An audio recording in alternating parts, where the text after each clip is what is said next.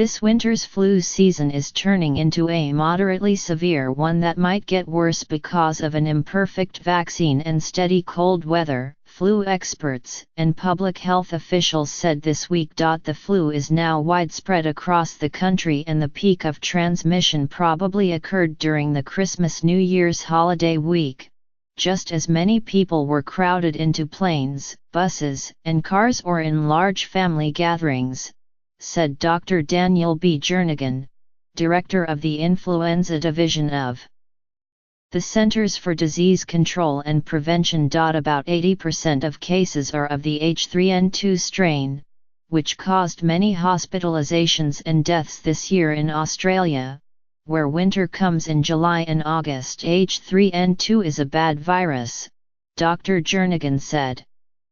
We hate H3N2. Compared to H1N1, the other seasonal type A strain, and to B strains that usually arrive late in the season, H3N2 tends to kill more of the very young and very old, he said.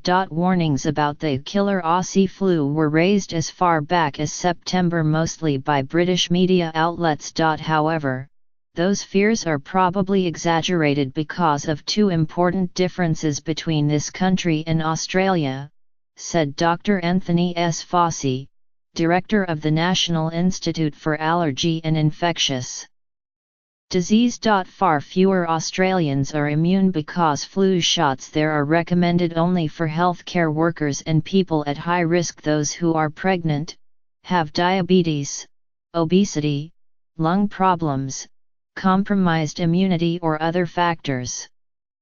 Health authorities in the United States recommend flu shots for everyone older than 6 months.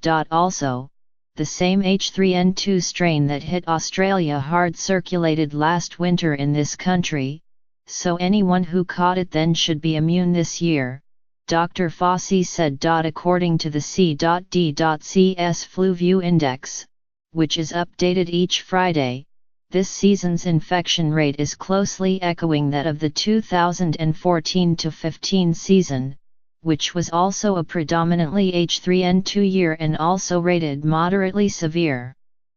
However, the hospitalization rate is already only half that of 2014-15, Dr. Jernigan said, so he expects fewer deaths. Flu has been ticking up again in the wake of several mild seasons that followed the 2009-10 swine flu pandemic.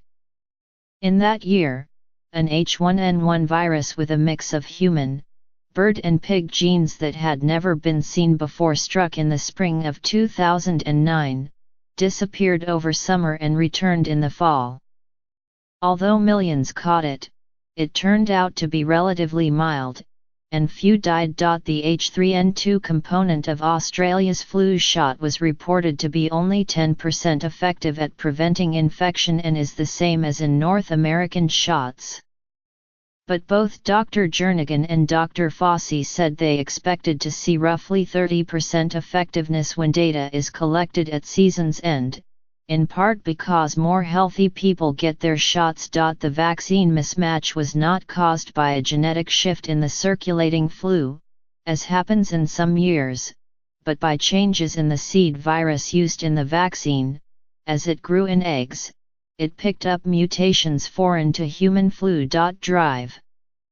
Fauci was one of the authors of an article published Thursday in the New England Journal of Medicine arguing that it is time to stop using a flawed 70-year-old technology eggs and pursue a universal flu vaccine that can be ready in less than the 8 months it now takes. Nonetheless, experts still recommend getting flu shots even at this late date because the season has 3 more months to run and because, even when shots fail to stop infection, they often prevent the worst complications.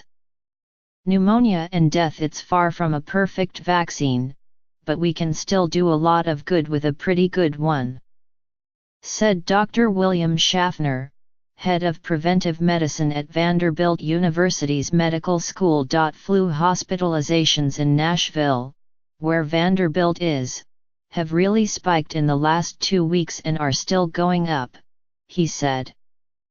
Similar reports have come in from around the country. Flu remains a major killer.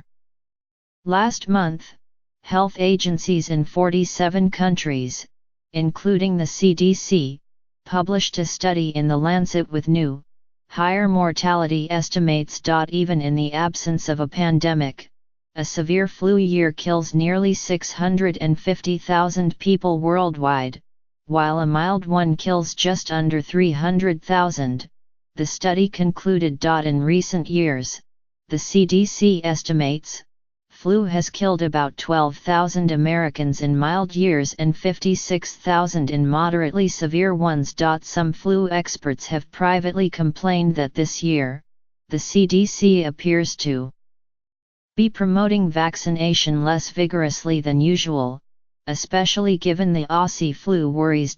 Drive. Jernigan expressed surprise at hearing that, but said changes in leadership within the Trump administration might have shifted media attention away from the issue. Normally, the CDC director holds a news conference each September to assess the coming season and urge Americans to get vaccinated.